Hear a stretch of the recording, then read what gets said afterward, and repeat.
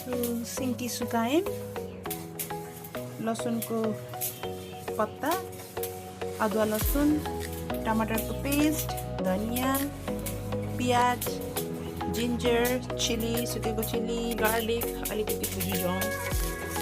यो चाहिँ के मम्मी भाङ कसैले सिलामा हाल्छन्, कसैले भाङ हाल्छन्, कसैले सिलामा हाल्छन्, कसैले तिल हाल्छन्। हामीले चाहिँ आज भाङ हालेर बनाउँदैछ। के बनाउँदैछ मम्मी?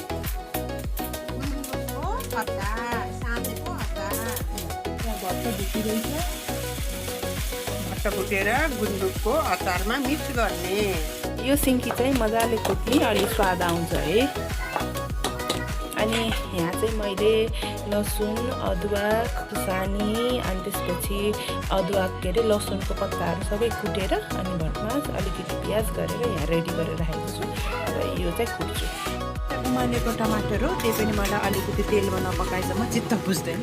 यो हल्का पकाउँछु टेस्टको लागि। तिल र भाङ पनि मिक्स गरेँ म अब यहाँ। तेल पनि रेडी छ।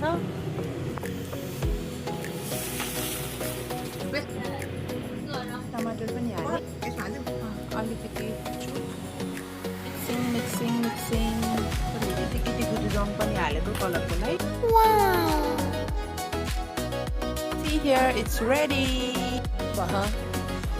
त्यो मैले सबसे उसकै मन परेको त यो के गुन्द्रुक।